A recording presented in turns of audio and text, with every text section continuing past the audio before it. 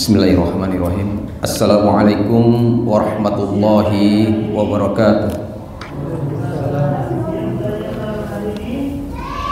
Alhamdulillahi rabbil alamin, wassalatu wassalamu ala ashrafil anbiya'i wal mursalin wa ala alihi wa sahbihi ajma'in, amma ba'du.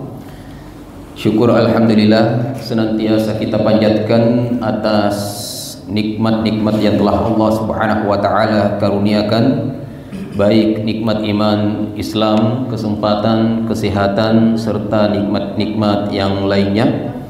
Mudah-mudahan dengan nikmat-nikmat tersebut kita tetap istiqomah menjalankan setiap perintah Allah Subhanahu wa taala dan menjauhi larangan-larangannya. Salawat serta salam kepada Rasulullah sallallahu alaihi wasallam, suri tauladan kita khususnya kaum muslimin.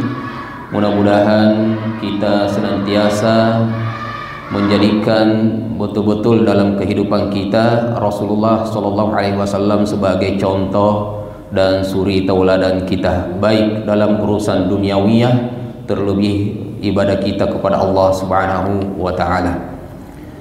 Bapak Ibu yang berbahagia yang dimuliakan oleh Allah Subhanahu wa taala, pembahasan kita pada kitab Sahih At-Targhib wa Tarhib insyaallah masih pada Kitabul Ilmi, pembahasan tentang ilmu yang insyaallah sekitar 2 kali pertemuan lagi kita akan masuk pada bagian subtema selanjutnya masih dalam Kitabul Ilmi.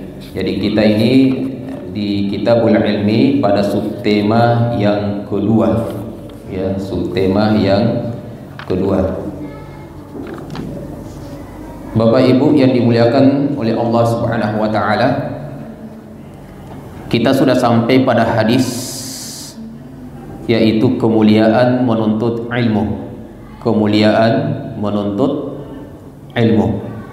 An Abi Darda radhiyallahu anhu qala sami'tu Rasulullah sallallahu alaihi wasallam yaqul man salaka tariqan yaltamisu fihi ilman sahhalallahu lahu bihi tariqan ilal jannah wa innal malaikata la tad'a ajnahataha li talibil ilmi ridan bima yasna wa innal alima la yastaghfiru lahu man fis samawati wa man fil ardi hatta al haitanu fil ma'i wa fadlul alimi ala al abidi ka fadlil qamari ala sairil kawakibi wa innal ulama'a warasatul anbiya innal anbiya'a lam yuwarrisu dinaran wala dirhaman innama warrasul ilma faman akhadahu akhadha bihazzin wafir. Bapak Ibu yang dimuliakan oleh Allah Subhanahu wa taala, dari Abu Darda radhiyallahu anhu, sahabat Nabi sallallahu alaihi wasallam mengatakan, saya mendengar Rasulullah sallallahu alaihi wasallam bersabda, man salaka tariqan yaltamisu fihi ilman, siapa yang meniti suatu jalan untuk menuntut sebuah ilmu, sahhalallahu lahu tariqan ilal jannah, maka Allah akan mudahkan baginya jalan menuju ke surga. Wa innal malaikata la tad'u ajnataha li talibil ilmi, dan sesungguhnya para malaikat akan membentangkan sayap-sayapnya untuk para penuntut ilmu, ridon bima yasna, sebagai bentuk ridho dari apa yang telah dilakukan. Jadi yang pertama tadi, bahwa menuntut ilmu adalah merupakan jalan menuju ke surga. Kemudian yang kedua, para malaikat meletakkan, menghamparkan sayapnya untuk para penuntut ilmu sebagai bentuk ridhonya terhadap apa yang telah dilakukan oleh penuntut ilmu. Wa innal 'alima la yastaghfiru lahu man fis samawati wa man fil ardi hatta al haitanu fil ma. Dan sesungguhnya orang alim itu dimintakan atau dimohonkan ampunan penduduk yang ada di langit dan juga penduduk bumi. Hattal haitanu fil ma, sampai ikan hiu atau ikan sekalipun ikan yang paling terbesar di laut. Ya. Artinya adalah penduduk langit termasuk adalah malaikat Allah Subhanahu wa taala, kemudian penduduk bumi juga termasuk manusia dan jin beserta dengan hewan-hewan sampai ikan yang ada di laut, dari yang terkecil sampai ikan yang paling besar. Mereka memohonkan ampunan untuk para penuntut ilmu. Ya. Jadi yang kita bahas ini adalah keutamaan, kemuliaan daripada menuntut ilmu. Yang pertama, dimudahkan jalannya menuju ke surga. Kemudian yang kedua, para malaikat ridha dengan apa yang kita lakukan.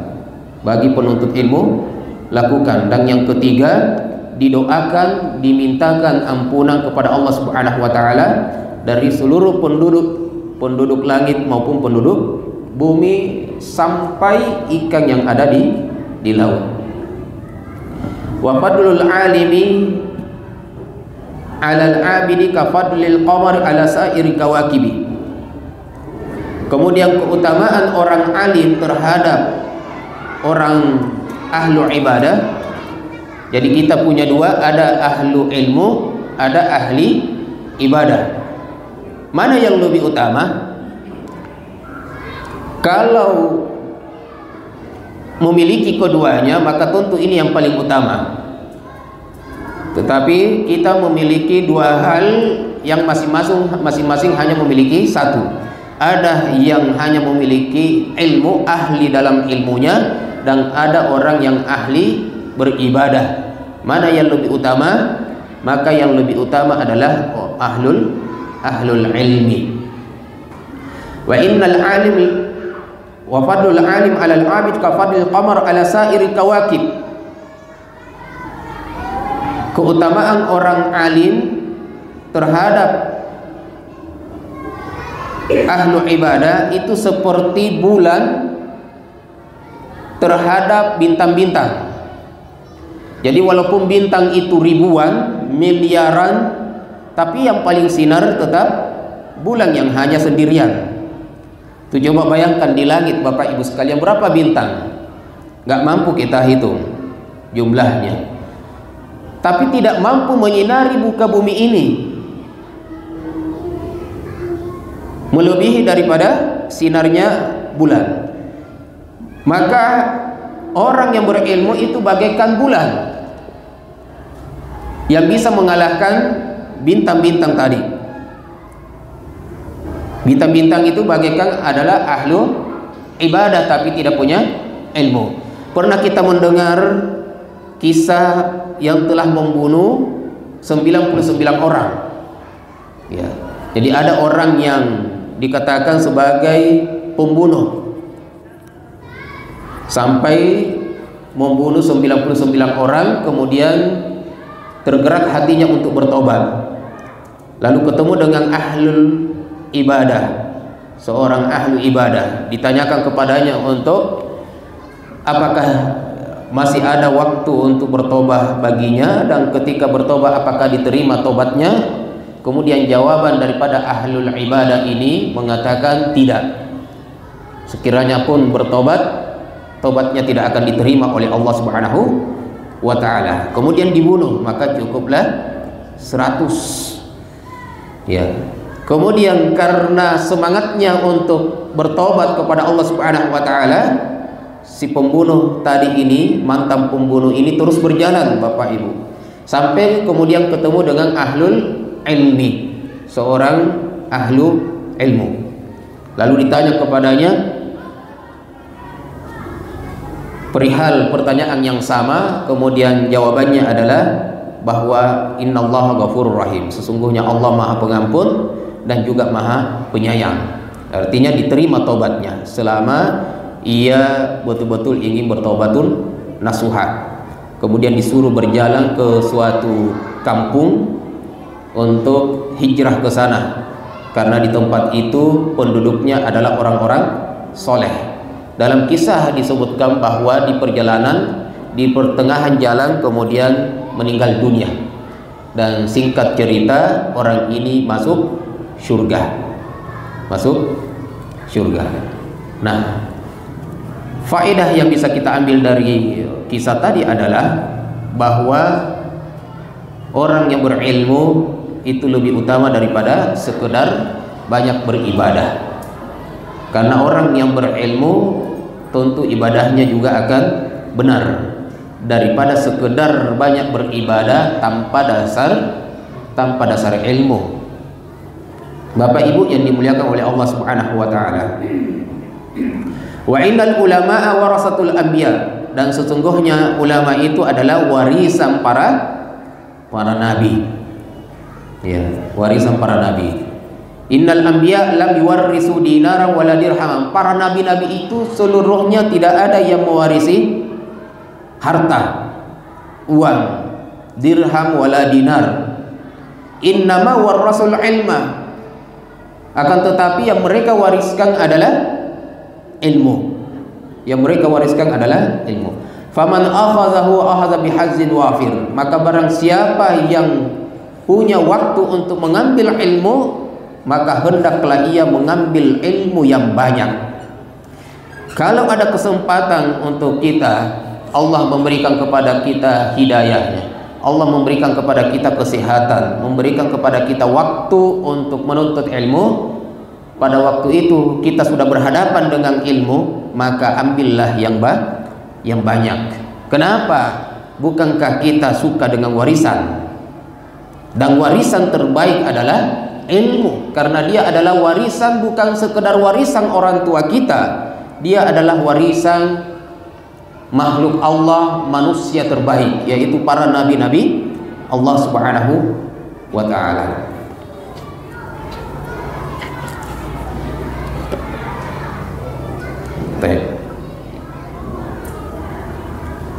Saya ingin menyebutkan beberapa faedah yang disebutkan oleh ulama kita terkait dengan hadis man salaka tariqan yaltamisu fihi ilman sahhalallahu lahu bihi tariqan ilal jannah.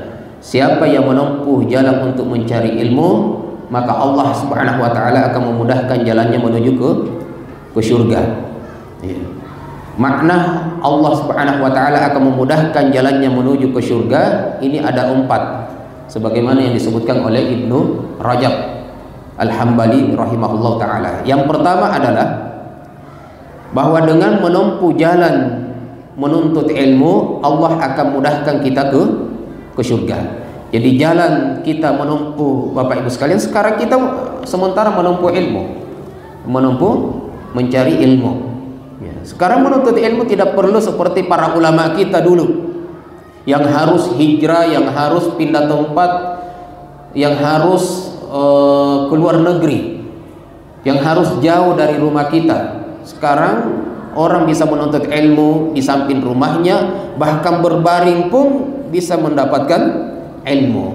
Bagaimana dulu susahnya menuntut ilmu oleh ulama kita, untuk mengejar, untuk mendapatkan satu hadis yang didengarnya itu harus pergi dari Irak harus ke Mesir, atau sebaliknya harus ke Yaman, dari Mekah ke Yaman atau dari Yaman ke Madinah, harus safar. Sekarang kita tidak perlu safar. Yang kedua, ilmu yang sudah kita dengar pada hari ini sudah ditakhrij oleh para ulama. Mana hadis yang sahih, mana hadis yang dhaif. Bagaimana ulama kita yang pada waktu itu belum ketahuan apakah ini sahih atau dhaif, lemah atau kuat, sehingga mereka harus mengetahui ini saya dengar dari siapa dan orang ini siapa, gitu. Apakah orangnya adil, bisa dipercaya, sehingga hadis yang disampaikan ini adalah sahih atau tidak. Itu dicari sampai ke Rasulullah SAW.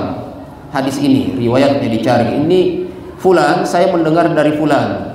Fulan ini ketemu siapa sebelumnya? Oh, ketemu si Fulan ini ketemu sahabat siapa?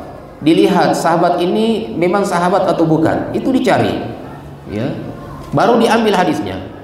Ternyata kalau tidak ada terjadi putus, maka ini menjadi hadis yang lemah, hadis dhaif. Sekarang kita tidak perlu seperti itu, tidak perlu seperti itu, dan tetap kita mendapatkan keutamaan daripada menuntut ilmu. Ya, itu yang pertama. Kemudian yang kedua, menuntut ilmu adalah jalan mendapatkan hidayah. Menuntut ilmu adalah jalan untuk mendapatkan hidayah. Jadi kalau sekiranya Bapak Ibu sekalian yang dimuliakan oleh Allah Subhanahu wa taala, ada orang yang mencari hidayah, maka ajaklah dia menuntut ilmu. Ajaklah dia menuntut ilmu. Ya, maka menuntut ilmu adalah jalan menuju hidayah. Kemudian Ibnu Rajab Al-Hambali mengatakan, dan hidayah inilah yang mengantarkan dia menuju ke surga.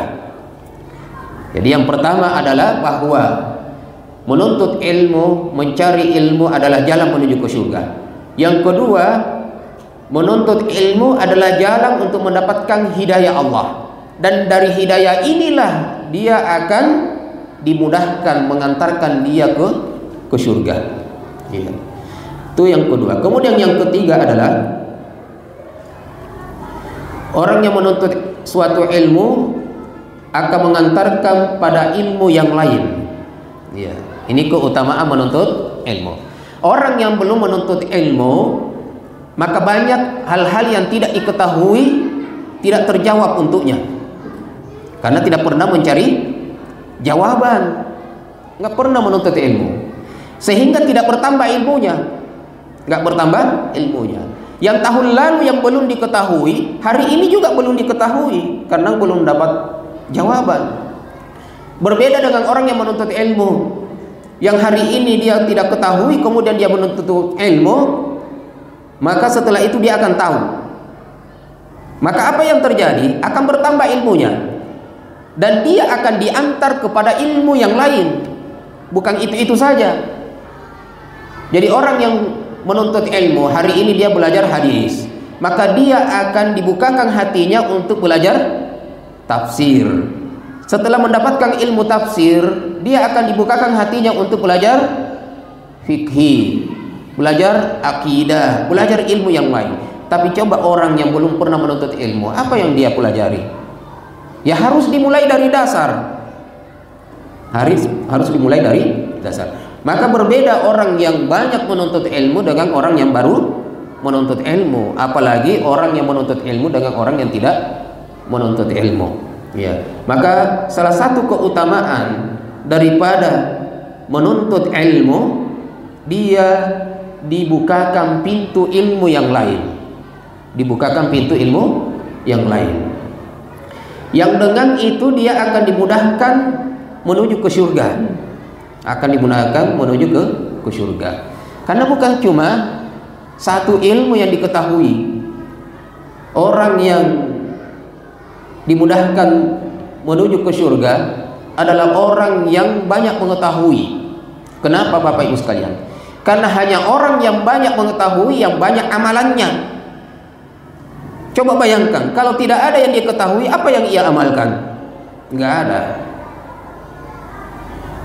Maka orang yang masih sedikit ilmunya, sedikit amalannya.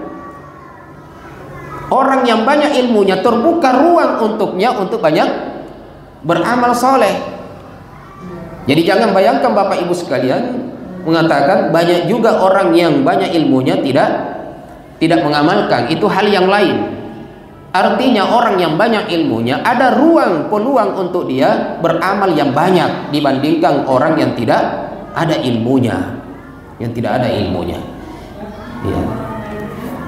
Yang dengan itu dia diantar menuju ke surga. Ada seorang ulama mengatakan, man amila bima alima awrasahullahu ilma ma lam ya'lam. Siapa yang mengamalkan suatu ilmu yang telah ia ilmui, maka Allah akan mewarisinya ilmu yang tidak ia ketahui. Paham Bapak Ibu sekalian? Siapa yang mengamalkan suatu ilmu yang sudah diketahui, maka Allah akan memberikan jalan kepadanya suatu ilmu baru yang sebelumnya ia belum ketahui. Ya. Maka faedah yang bisa kita ambil ketika kita mengetahui suatu ilmu, cepat amalkan. Cepat amalkan. Setelah kita amalkan ilmu tersebut, maka Allah akan membukakan ilmu yang lain. Sehingga ilmu yang baru tadi kita akan dibukakan lagi untuk mengamalkannya. Setelah diamalkan, maka Allah akan bukakan lagi pintu ilmu yang lain, dan seterusnya. Ini keutamaan daripada menuntut ilmu. Ya, menuntut ilmu. Jadi pada akhirnya orang yang banyak menuntut ilmu adalah orang yang punya waktu, punya peluang untuk banyak beramal soleh. Banyak beramal soleh. Bapak Ibu yang dimuliakan oleh Allah Subhanahu wa taala. Kemudian yang keempat, dengan ilmu Allah Subhanahu wa taala akan memudahkan jalan yang nyata menuju ke surga, yaitu saat melewati sirat, yaitu nanti jalan menuju ke surga. Ya, di atas neraka menuju surga. Jadi ada sirat, itu di bawahnya neraka dan di depannya surga.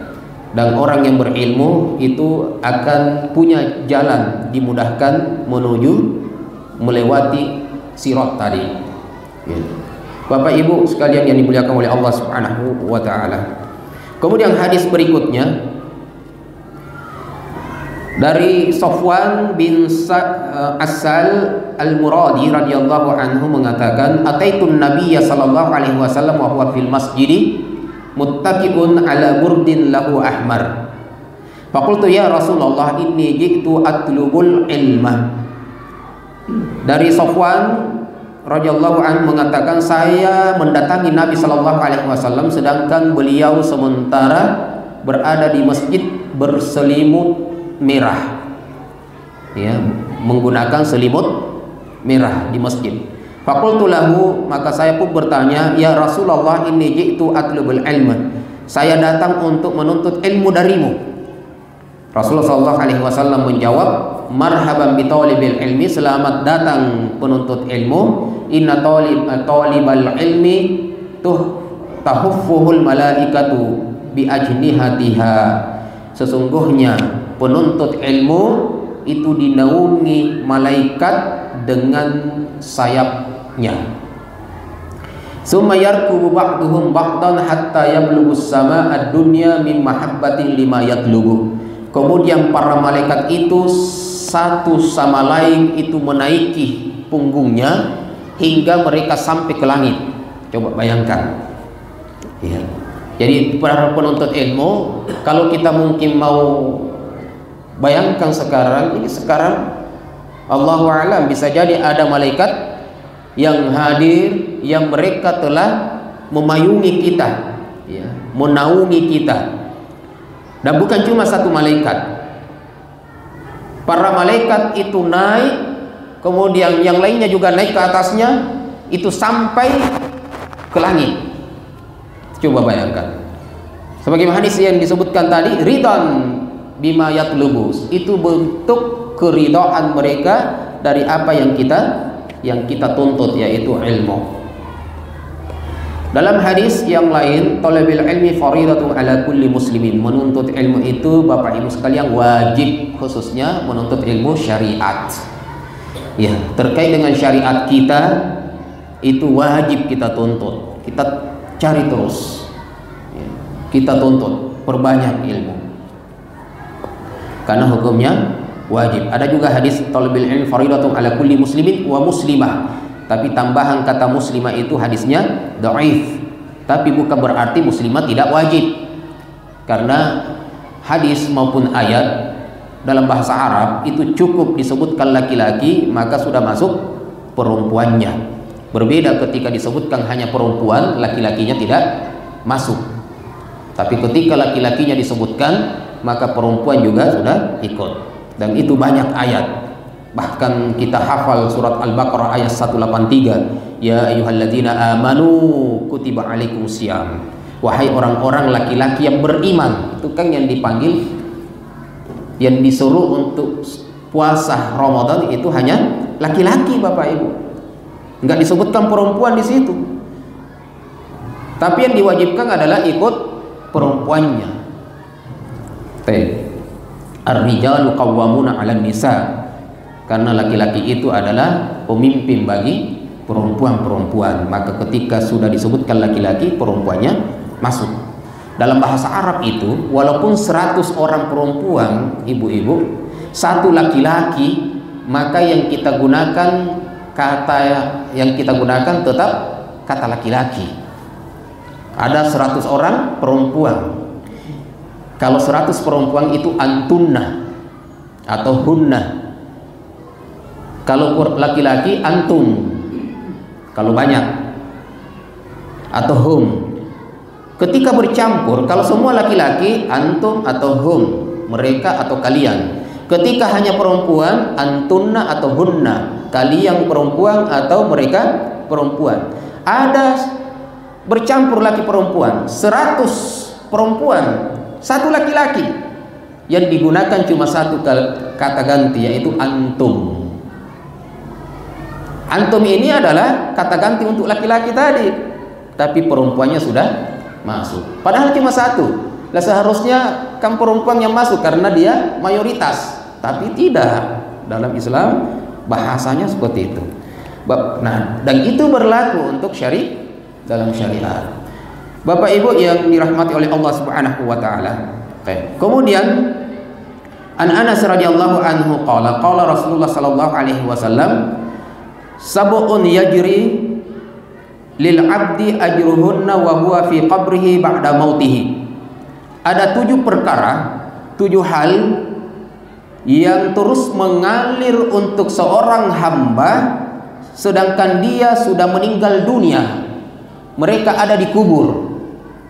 Ada 7 perkara yang terus mengalir, 7 hal yang terus mengalir bagi seorang hamba yang sudah meninggal, dia berada di kuburnya.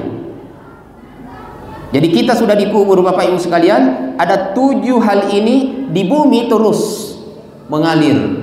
Kalau di bumi terus ada yang 7 hal yang kita lakukan ini, maka kita tetap mendapatkan pahala di alam kubur. Padahal kita sudah meninggal, tidak beramal soleh lagi. Ini pentingnya kita banyak ilmu supaya banyak amalnya.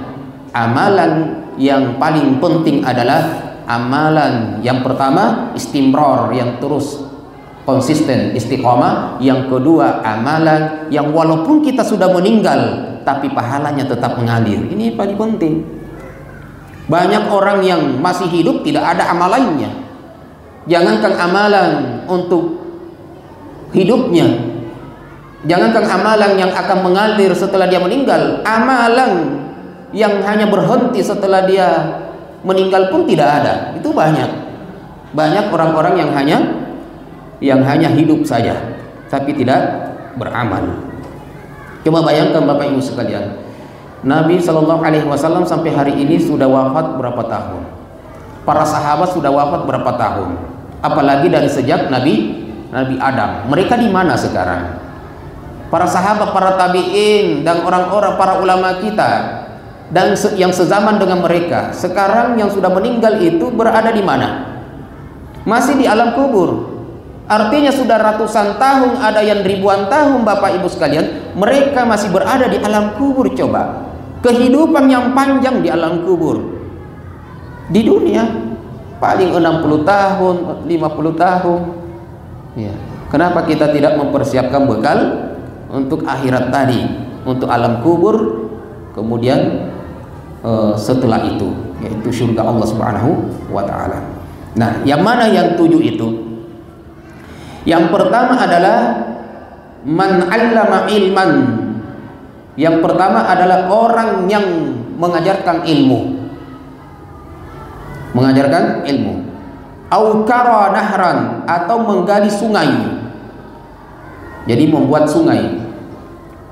Au hafara bi'ran, atau menggali sumur. Jadi orang yang punya sumur itu bagus. Orang yang punya sumur, kemudian banyak orang yang mengambil manfaat dari sumur itu sangat bagus. Jadi Bapak Ibu sekalian, kalau ada yang minta air, kasih. Kalau ada ledenta Bapak Ibu sekalian yang kita buat di depan rumah, ada yang mau ambil, kasih. Karena itu semua akan menjadi amal untuk kita. Apalagi sumur atau sungai yang orang-orang mengambil manfaat setiap hari darinya. Kalau orang-orang kampung itu kan punya banyak sumur, itu sumur umum, mereka mandi di situ, mencuci di situ, ya. Nah itu sangat bagus sekali. Padahal mereka tidak tahu keutamaan daripada membuat sumur, ya. Au gharasa nakhlan, atau menanam pohon kurma. Menanam pohon kurma.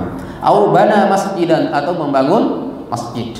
Makanya kalau mampu membangun masjid Bapak Ibu sekalian, bangunlah masjid. Kasihlah nama kita juga nggak apa-apa. Kalau namanya misalnya Zainab, menjadi Masjid Zainab juga nggak apa-apa, ya. Muhammad kemudian dikasih nama Masjid Muhammad juga nggak ada masalah, atau kasih nama yang lain juga nggak masalah. Itu.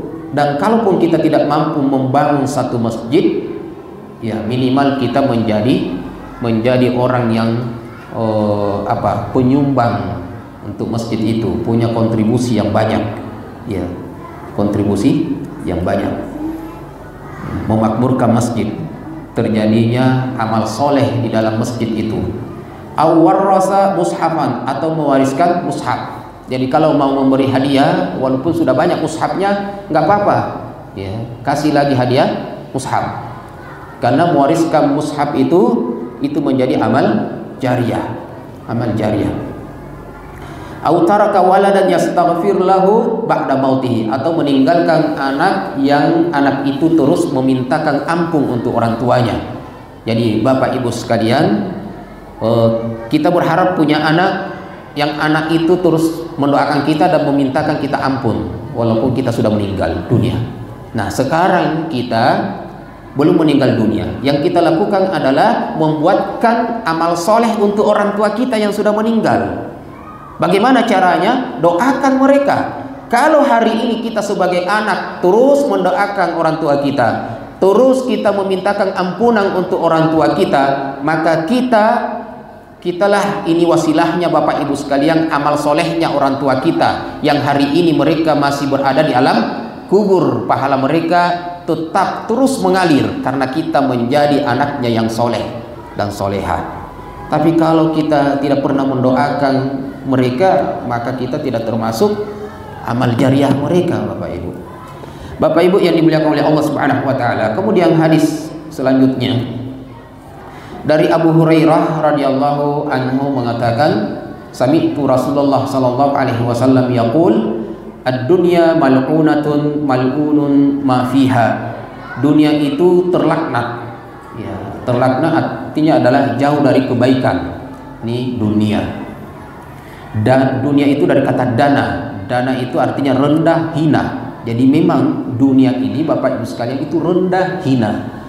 Artinya hiduplah di dunia dengan jadikan dunia adalah tempat singgah. Tapi cita-citanya jangan hanya untuk dunia. Jadikan dunia itu tempat singgah kita. Jangan jadikan tujuan utama. Tujuan utama kita adalah kehidupan setelah di dunia ini. Gitu. Jadikan dunia ini hanya sebagai tempat singgah. Jangan juga mengatakan dunia ini tidak penting. Kalau tidak penting mah kita nggak perlu hidup di dunia. Dan kalau tidak hidup di dunia, maka kita tidak akan berada di akhirat nanti. Karena orang yang akan masuk sampai ke akhirat hanya orang yang lewat dunia. Maka jadikan dunia ini tempat mamar, tempat lewat. Jangan jadikan tujuan. Jadikan dunia tempat untuk beramal, untuk membuat bekal persiapan-persiapan akhirat kita.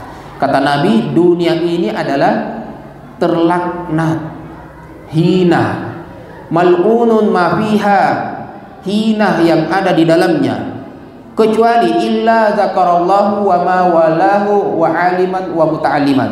Orang yang tidak hina di muka bumi ini, di dunia ini, hanya orang yang banyak berzikir kepada Allah dan orang yang banyak yang memiliki loyalitas kepada Allah. Yang pertama, orang yang banyak berzikir.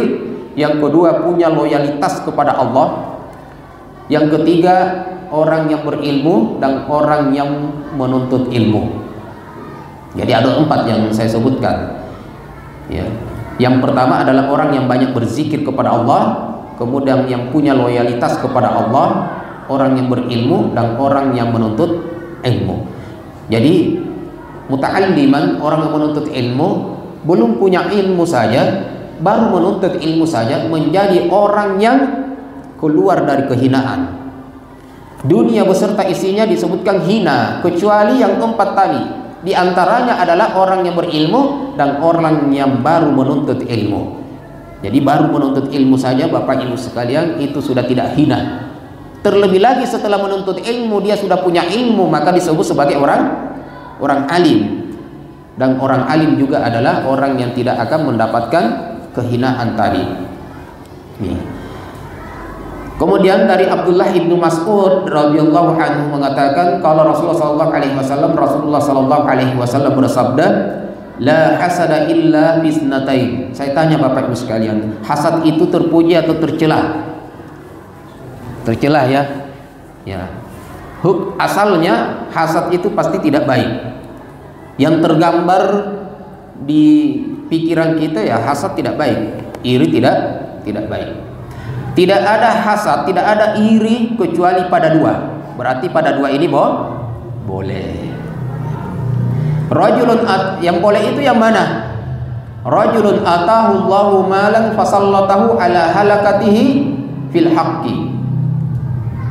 Adalah orang yang Allah Subhanahu wa taala beri harta kepadanya, lalu ia habiskan harta itu di jalan kebenaran. Artinya dia dengan hartanya dia banyak bersedekah, yang dengan hartanya dia beramal soleh, dia haji, dia umroh, dia berikan kepada fakir dan miskin, dia keluarkan infak, zakat, sedekahnya, ya. Dia belanjakan di jalan Allah. Yang seperti ini boleh iri kepadanya. Artinya kalau kita sama-sama mampu, dia mampu, saya mampu, dan bahkan kita melihat orang yang mungkin dia di bawah kita dari segi ekonomi, tapi kok kenapa dia bisa banyak berinfak daripada saya, maka yang seperti ini boleh, dengan catatan tidak boleh menjatuhkan orang tersebut. Artinya kita berlomba dalam kebaikan, ya, bukan dengan menjatuhkan mereka. Yang tidak baik itu kan iri, yang kita mau seperti dia, terus setelah itu menjatuhkan orang itu, ya, dengan banyak cara, dengan berbagai macam cara. Warajulun atahu Allahul hikmah fa huwa yaqdi bima biha wa yu'allimuha. Yang kedua adalah orang yang Allah Subhanahu wa taala berikan kepadanya ilmu, kemudian ia mengajarkan ilmu itu kepada orang lain, ya. Jadi orang yang punya ilmu lalu ilmu itu diajarkan kepada orang lain, maka ilmu tidak boleh berhenti ke kita saja, memang harus diajarkan, dan harus disebarkan, ya. Disebutkan pengertian hasad di sini, al hasadu yutlaq wa yuradu bihi tamanni zawalin ni'mati anil mahsudi wa hadza haram. Hasad yang diharamkan adalah hasad yang tidak boleh, iri yang tidak boleh adalah yaitu berharap hilangnya nikmat dari orang tersebut. Jadi ada orang yang banyak bersedekah, kemudian kita mengatakan, kemudian ada sifat iri kepadanya, mudah-mudahan habis hartanya.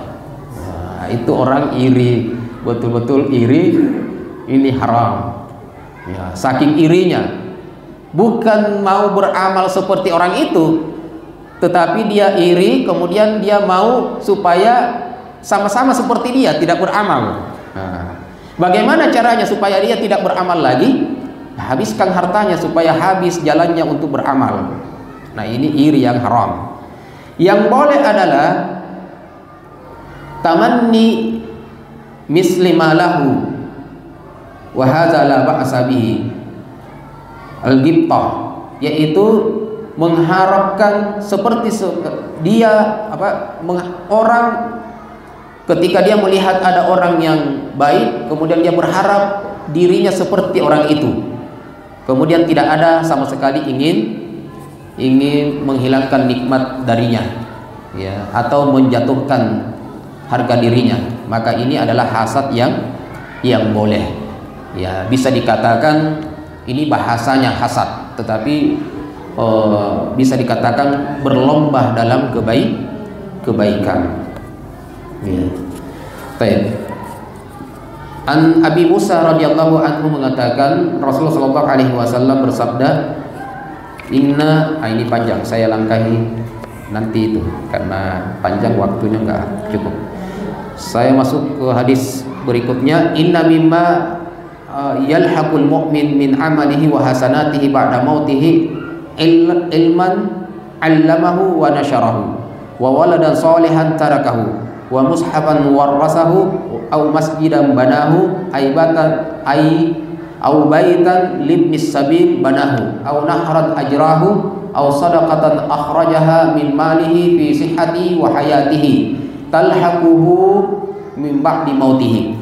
Nah, dari Abu Hurairah radhiyallahu anhu mengatakan Rasulullah sallallahu alaihi wasallam bersabda, sesungguhnya yang menyertai seorang mukmin dari amalan dan kebaikannya setelah dia meninggal dunia. Jadi yang menyertai seorang mukmin, menyertai artinya yang mengikuti, yang terus mengalir kepada seorang mukmin dari amalan dan kebaikannya setelah dia meninggal adalah yang pertama, ilmu yang ia ajarkan, wa nasyarahu, dan dia sebarkan. Yang kedua, waladan solehan tarakahu, dia punya anak soleh yang ia tinggalkan. Au mushafan warasahu, atau dia meninggalkan mushaf yang ia wariskan kepada orang lain, dia berikan kepada orang lain. Au masjidan banahu, atau dia punya masjid yang dia bangun. Au baitan libnis sabil banahu, atau rumah untuk musafir yang ia bangun. Au nahran ajrahu, atau dia punya sungai yang ia alirkan. Au sadaqatan akhrajaha min malihi fi sihhatihi wa hayatihi, atau sedekah yang ia keluarkan di saat dia masih sehat dan masih hidup. Jadi sedekah yang kita keluarkan, Bapak Ibu sekalian, apapun bentuknya, selama itu masih dipakai, maka akan menjadi pahala yang terus mengalir. Talhaquhu min ba'di mautihi, ini terus akan mengikuti dia, artinya terus mengalir walaupun dia sudah meninggal. Nah, ini yang perlu kita cari, amalan yang seperti ini. Bapak Ibu sekalian, saya kira sudah habis waktunya, sudah cukup. Kita lanjutkan insya Allah pada pertemuan selanjutnya, masih terkait dengan ilmu. Dan saya tutup dengan barakallahu fikum wa jazakumullahu khairan. Wassalamualaikum warahmatullahi wabarakatuh. Waalaikumsalam. Alhamdulillah, Bapak Ibu sekalian, kita sudah mendengarkan kajian tentang keutamaan ilmu dari kitab ilmu di kitab Sahih At-Targhib wa At-Tarhib. Begitu banyak keutamaan dari menuntut ilmu, sampai ilmu adalah jalan pintas yang paling baik kita jalani dalam keinginan kita menuju surga Allah Subhanahu wa taala. Jamaah sekalian, bagi yang ingin bertanya, kami membuka 1 atau 2 pertanyaan bagi jamaah yang ingin bertanya, silakan.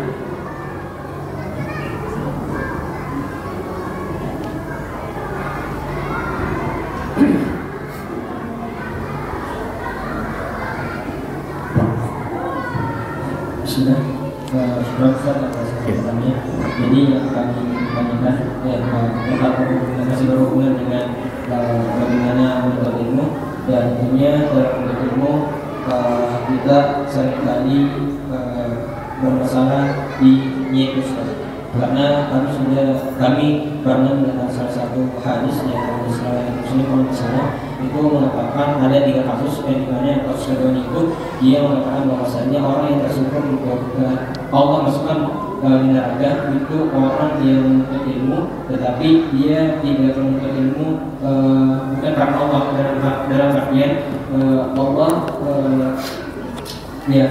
Allah menjawab bahwasanya orang ini menuntut ilmu kadang ingin dikatakan sebagai seorang alim. Nah, tentunya ketika kita berbicara masalah niat itu adalah hal yang paling sulit karena kami dengar dalam menentukan niat itu sendiri. Jangan sampai apa yang kita lakukan pada hari ini ataupun besok hari dalam menuntut ilmu kami salah niat. Nah, kemudian bagaimana kaitan agar dalam menuntut ilmu itu kita ikhlas karena Allah Subhanahu wa taala. Iya. Baik. Ikhlas menuntut ilmu. Memang seorang tabi'in Abdullah ibnul Mubarak sendiri mengatakan, perkara yang paling sulit aku obati adalah perkara ikhlas. Perkara ikhlas. Karena terkadang Bapak Ibu sekalian, orang memulai amalannya saja sudah ikhlas, kemudian di pertengahan kemudian tercampuri dengan riya. Bapak Ibu sekalian, bagaimana caranya agar supaya kita bisa terus ikhlas dalam menuntut ilmu dan mengamalkan ilmu ini? Yang pertama adalah perbaiki niat. Karena banyak Bapak Ibu sekalian yang sekedar datang. Maka ini orang yang seperti ini terkadang pertama dia akan mudah meninggalkan ilmu itu, majelis ilmu itu. Yang kedua adalah dia tidak akan mengamalkan ilmunya. Dan yang ketiga, ketika mendapatkan sedikit ilmu, dia akan mudah untuk menghukumi orang. Dia akan sombong. Dan yang ketiga juga tidak akan ikhlas beramal maupun menuntut ilmu. Karena orang yang ikhlas menuntut ilmu, maka dia tidak akan berhenti menuntut ilmu. Salah satu bukti orang itu ikhlas menuntut ilmu adalah orang yang terus istiqomah menuntut ilmu. Maka paksakan diri. Saya sering sampaikan masalah ikhlas itu paksakan diri. Maka kalau yang ditanyakan bagaimana kita ikhlas menuntut ilmu, paksakan diri kita untuk terus duduk di majelis ilmu. Tadi saya sudah sampaikan bahwa orang berbeda antara yang belum berilmu dengan orang yang sudah berilmu. Berbeda dengan orang yang sedikit ilmunya dengan orang yang banyak ilmunya. Karena semakin orang itu banyak menuntut ilmu, maka dia akan semakin tinggi keikhlasannya, karena semakin banyak ilmu yang ia dapatkan. Yang sebelumnya mungkin orang penuntut ilmu baru ini dia masih membawa sifat riya, tapi karena keseringan menuntut ilmu, dia akan mendapatkan nasihat-nasihat baru dari gurunya, sehingga akan terkikis tadi sifat riya, sum'ah, ingin dipuji. Maka dengan sendirinya itu akan hilang. Yang kedua adalah amalkan ilmunya. Karena dengan mengamalkan ilmu, dia akan mendapatkan dirinya, Bapak Ibu sekalian, mendapatkan dirinya sendiri akan capek beramal kalau dia akan riya. Maka dengan itu dia akan berhenti riya dan akan ikhlas kepada Allah, akan ikhlas menuntut ilmu. Coba bayangkan Bapak Ibu sekalian, kalau dia sudah banyak beramal sambil menuntut ilmu, kemudian dia tetap menghadirkan sifat riya di dalam amalannya, maka tentu akan rusak amalannya. Orang yang sudah menuntut ilmu dan sedikit beramal itu masih punya ruang untuk itu, yaitu tadi tidak bisa ikhlas. Tapi semakin kita mengamalkan, tadi saya katakan, kalau kita mendapatkan ilmu, lakukan amalkan ilmu itu, maka Allah akan membukakan pintu ilmu baru oleh Allah Subhanahu wa taala. Allah akan membukakan pintu kepada kita untuk ilmu baru. Kapan Allah Subhanahu wa taala akan membukakan kita ilmu baru? Di saat Allah melihat bahwa kita sudah baik beramal dengan ilmu itu. Dan kapan ilmu itu dikatakan oleh Allah Subhanahu wa taala melihat kita itu sudah baik amalannya? Di saat kita mengamalkan ilmunya dengan ikhlas. Allah tahu nggak kita ikhlas atau tidak? Allah tahu. Maka setelah itu Allah akan membukakan hati kita untuk menuntut ilmu yang lain. Seperti itu. Maka hal-hal yang seperti ini itu bisa kita melihat diri kita masing-masing. Apakah saya ini masih sudah ikhlas atau belum? Sudah ikhlas atau belum? Kemudian yang lain, mungkin jangan membangga-banggakan dan jangan mudah menjatuhkan orang. Ya, teruslah menuntut ilmu, terus belajar. Kemudian ketika ada perbedaan dengan saudara-saudara kita, lihat dulu, jangan langsung menyalahkan. Pelajari sampai ilmu yang tentang mungkin yang dilihat menyimpang dari saudara kita, kita sudah penuh ilmunya untuk kita ajarkan, nasihati orang itu. Karena yang akan membuat kita, terkadang saya lihat penuntut ilmu berhenti menuntut ilmu itu terlalu banyak berdebat. Baru sedikit ilmu sudah berdebat. Akhirnya besok-besok tidak kelihatan lagi. Karena orang biasanya kalau berdebat hari ini kemudian kalah, itu biasa ditinggalkan majelisnya, Bu. Ditinggalkan majelis taklimnya. Maka hindari dulu seperti itu. Kita diajarkan seperti itu waktu kita belajar sama guru-guru kita. Kita diajarkan Bapak Ibu sekalian, penuntut ilmu yang masih baru banyak diam. Yang dilakukan adalah tawaddu dan terus belajar. Tawaddu dan terus belajar. Yang dilakukan adalah ada ilmu yang didapatkan, hafalkan. Ada ilmu yang didapatkan, hafalkan. Kalau mendapatkan satu permasalahan di masyarakat kita, catat. Itu penuntut ilmu seperti itu. Catat, dan kalau kita mau cerdas, cari jawabannya. Sampai betul-betul kita sudah penuh dengan ilmu itu. Maka saya rasa ini adalah merupakan jalan supaya kita ikhlas untuk menuntut ilmu dan beribadah. Nah, saya kira begitu. Barakallahu fikum.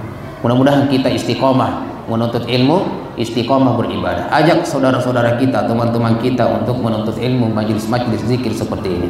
Barakallahu fikum. Ya, alhamdulillah. Saya pernah dengar juga, Ustaz.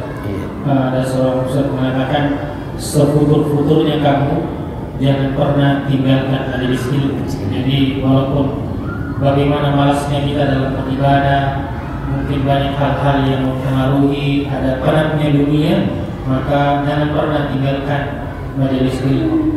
Walaupun dia datang duduk ngantuk, ya paling tidak jangan ditinggalkan sama sekali. Segera demikian, Ustaz. Untuk pertemuan kita kali ini, sekian. Subhanakallahumma wa bihamdika, asyhadu an la ilaha illa anta, astaghfiruka wa atubu ilaik. Assalamualaikum warahmatullahi wabarakatuh.